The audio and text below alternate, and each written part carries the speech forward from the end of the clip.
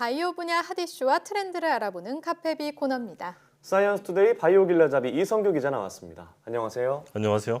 네, 오늘은 어떤 이야기를 나눠볼까요? 평창 올림픽이 혈압으로 다가왔어요. 네. 이번 올림픽에서는 남북 단일팀이 참여하면서 이 한반도의 평화 분위기가 조성되고 있죠. 네, 국내에서 처음으로 열린 동계 올림픽이란 점도 참 의의가 있는 것 같고요. 이렇게 남북이 같이 이제 경기를 치르는 것도 참 뜻깊은 것 같아요. 물론 남북 관계가 위기가 그전에도 여러 번 네. 있었지만은 그때마다 이렇게 슬기롭게 극복을 했었는데 지난 1994년 북핵 위기 때는 특히 이 분야 활약이 두드러졌었죠. 94년이면은 어떤 분인지 알 것 같기도 한데요. 그 대통령 재임 기간이 끝났음에도 불구하고 세계 평화를 위해서 노력하신 분이잖아요. 2002년도에 노벨 평화상을 받기도 했고요. 아, 그분이요? 네. 네. 지미 카터 전 미국 대통령인데 네. 이분이 이제 말년에 그 흑색종 때문에 고생했다는 사실도 혹시 알고 계시나요? 흑색종이면은 피부암의 네. 일종 아닌가요? 네, 그리고 멜라닌 색소에 문제가 생겨서 발생한 거죠. 네. 네.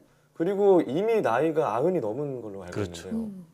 근데 더 놀라운 사실은 이분이 이제 91세의 나이에 이 흑색종 완치 선언을 했어요. 흑색종이면 특히나 또 악성이면 사망률이 네. 높은 것으로 알고 있는데요. 네. 참 다행이면서도 한편으로는 좀 믿기 힘들어요. 어떻게 이런 일이 가능했던 거죠? 그럼 카터 전 대통령을 살린 거는 이제 면역 항암제라는 건데요. 네. 이 면역 세포를 이용해서 암세포를 공격한다 해서 면역 항암제라고 부르거든요. 네. 이 면역 세포는 이제 인체 내에서 바이러스나 세균과 같은 외부의 적을 공격하는 일종의 군대라고 볼 수가 있어요. 네. 방금 면역 세포를 이용해서 암을 치료한다 이렇게 말씀을 하셨는데 어떤 원리로 작용하는 건가요? 근데 면역 세포가 일종의 군대라고 말씀드렸잖아요. 네. 적과 싸우려면 이게 적군인지 아군인지 정확하게 구분을 해야겠죠. 구별을 네. 해내잖아요. 네. 이 면역 세포는 원래 이제 그런 구별 능력이 탁월하거든요. 근데 이제 문제는 우리 몸에 이제 그 암 세포는 이렇게 면역 세포가 적군인지 아군인지를 구별하는 그런 스위치 역할을 하는 게 있는데 네. 이 스위치를 꺼서 자기가 적군이잖아요. 네. 근데 마치 아군인 것처럼 이 음. 면역 세포를 속인다는 거죠. 네. 그래서 면역 항암제는 이 속임수를 차단하는 그런 약물인데요. 네. 전문가 설명 들어보겠습니다. 일부 암 환자들은 암세포가 이 면역 스위치를 꺼버려요. 스스로 암세포가.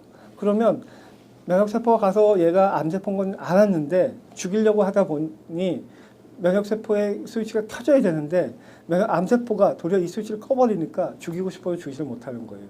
그러니까 이제 면역 세포가 암 세포를 적이다 이렇게 인식을 못하게 되는 거죠. 네, 그렇군요. 그러니까 항암 물질을 따로 투여하는 게 아니라 기존에 가지고 있는 면역 세포를 활용했다는 점에서 참 인상적인 것 같은데요. 네. 그런데 이 면역 항암제가 이 지미 전 대통령에게는 흑색종 치료에 네. 사용됐잖아요. 다른 암에도 적용이 되는 건지 궁금해요. 그러니까 이 항암제가 이제 세계적으로 주목을 받은 거는 카터 대통령을 살려내면서 네. 전 세계적인 주목을 끌었는데 그때 흑색종이었죠. 흑색종 이외에도 폐암, 방광암, 심장암 등 해서 현재는 한 10가지 암종에 이 항암제가 쓰이고 있고요. 앞으로 이제 더 많은 암에도 이거 확대할 수 있을 것으로 의학계는 내다보고 있습니다. 네. 그런가 하면 그 한 번 치료하는데 5억 원이 넘는 암 치료제도 있다고요. 네, 네. 있어요. 정말 믿을 수가 없는데요. 네. 이것도 이제 일종의 면역 항암제인데요. 아까 전에 말씀드린 거는 이 면역 세포가 암 세포를 무력화한 것을 깨는 방식의 항암제였는데 요거는 좀 작동 원리가 조금 달라요. 그래서 요거를 면역 세포 치료제라고 불러요. 네, 그럼 구체적으로 어떻게 작동하는 건지 설명을 좀 더 해주시죠. 근데 우리 몸에 면역 세포가 굉장히 종류가 많은데 네. 그중에 이제 T 세포라는 면역 세포가 일종의 대장격이네요. 아, 네, 저희 코너에서도 몇 번 언급을 했었죠. 이 T 세포가 이제 어떤 그 전투를 진두지휘하는 그런 네. 애라고 볼 수가 있는데 네. 이 T 세포가 암 세포를 인식하기 위해서는 암 세포에는 있고 정상 세포에는 없는 그런 특별한 물질을 인식을 해야 되거든요. 네. 우리가 이제 이런 물질을 항원이라고 부르는데, 네. 그 T 세포가 이 암 세포의 항원을 인식하면은 걔를 이제 공격할 수가 있게 되는 거죠. 네. 근데 이 T 세포가 그 항원을 잘 인식하지 못해요. 그래서 네. 우리가 인위적으로 이 T 세포를 유전자를 조작을 해서 이 T 세포가 그 암 세포의 항원을 더 잘 인식해 주도록 만들어줘서 치료하는 게 네. 이 면역 세포 치료제인 거예요. 네. 전문가 설명 들어보고 이어가겠습니다.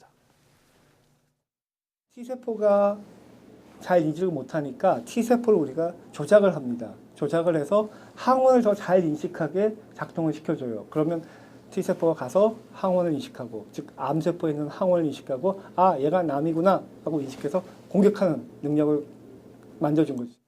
이 T세포를 이용한다고 해서 카티라고 부르거든요. 네. 카티의 T는 네. T세포고 앞에 칸은 이제 뭐 카이메릭 안티젠 리셉터라고 그래서 그 항원을 갖다 붙여줬다 뭐 이런 뜻입니다.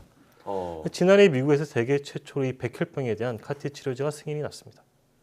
네, 환자의 몸속에 있는 T세포를 유전자 조작해야 된다고 하는 걸로 알고 있는데 이게 쉽지는 않을 것 같은데요. 그러니까 일단 이제 환자의 몸속에 있는 이 T세포를 꺼내야 되겠죠. 네. 그런 다음에 얘를 유전자 조작을 해야 돼요. 네. 그리고 다시 환자 몸속으로 주입을 해야 돼요. 이게 굉장히 복잡하잖아요. 그러니까 이제 가격이 억대로 호가하는 건데 네. 이게 비싼 가격에도 불구하고 장점은 또 있어요. 어떤 점이 그렇게 장점인 거죠? 그리고 이제 기존 항암제 같은 경우에 이렇게 한 번 투여받는 게 아니라 지속해서 치료를 받아야 되잖아요. 네, 그렇죠. 근데 그러다 보면 부작용도 있고 환자가 고통스럽기도 하고 네. 계속 맞다 보면 비용도 만만치 않아요. 네, 그렇죠. 이 카티 치료제 장점 중에 하나는 한 번 투여받으면 그 효과가 평생 간다는 거예요. 굉장히 큰 장점인데요. 그러니까 이제 면역세포의 어떤 특징 중에 하나는 기억이라는 게 있거든요. 그러니까 한번 이제 면역세포는 암세포가 이게 적이다 인식을 하면은 예를 들면 그 암세포가 뭐 재발이 된다거나 전이가 일어나면은 다시 그 면역세포가 작동을 해서 얘를 박멸하거든요. 네. 네. 그러니까 한 번 투여받으면 이제 효과가 평생 간다. 그래서 비싸다 이렇게 할 수 있겠습니다.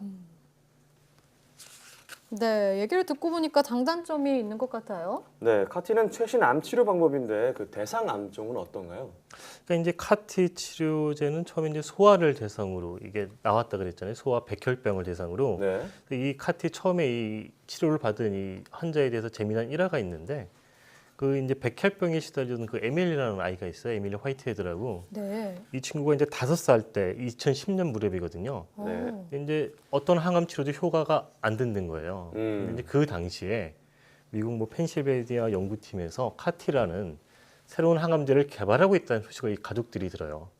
그때는 이제 승인이 되기 전이고 임상 연구 단계였는데 네. 그래서 이 가족들이 그럼 한번 그 치료를 받아보자 해서 그 치료를 받고 지금 한 7년, 8년이 지났는데 현재까지 건강하게 잘 자라고 있습니다. 네. 그래서 이제 그 처음에 대상으로 소아를 대상으로 한 백혈병 치료제였는데 지금은 이제 성인을 대상으로 한 백혈병까지 그 적용증이 확대됐습니다. 네, 그렇군요. 특히나 또 암은 한국인 그 발병 사망률 1위에 부동의 1위를 차지하고 있잖아요. 그런 점에서 그러면 이런 치료제들이 이제 개발이 되니까 암을 좀 미래에는 정복할 수 있지 않을까 이런 희망적인 생각도 드는데 네. 어떻게 보시나요? 현재 카터 대통령을 치료한 면역 항암제나 이 에밀리를 구한 뭐 이 면역세포 치료제나 네. 기존에 우리가 썼던 항암제하고 좀 차원이 다른 굉장히 획기적인 항암제면 틀림이 없어요. 네. 부작용도 훨씬 적고요. 그렇다고 해서 이들 항암제가 모든 암에 다 적용할 수 있다. 아직까지는 그렇게 말할 수는 없고요. 왜죠? 왜냐하면 이제 그 암마다 특성이 다르기 때문에 같은 네. 카테더라도 네. 그 항원을 어떤 거를 인식하느냐에 따라서 다르거든요. 그래서 지금 과학자들이 연구하고 있는 것이 현재까지 적용하고 있는 암 이외에 다른 암에도 적용할 수 있도록 추가 연구를 계속 진행하고 있고요. 그 기존에 이제 항암제도 굉장히 효과가 좋은 것들이 있어요. 네. 근데 이런 항암제들을 지금 최근에 나온 이런 항암제하고 병행해서 쓰면은 효과가 더 좋거든요. 그래서 그거에 대한 임상 실험도 진행이 되고 있고, 그러니까 앞으로 더 앞당길 것이다 이렇게 희망적으로 볼 수가 있는 거죠. 네. 그렇군요. 이번 시간에는 차세대 항암제라고 불리는 면역세포를 이용한 항암 치료법에 대해서 얘기를 나눠봤는데 저희가 암 얘기를 많이 나누잖아요. 인류에게 그 암이 빨리 치료될 수 있는 기술이 개발되기를 한 번 더 기대해 보겠습니다. 오늘 말씀 고맙습니다.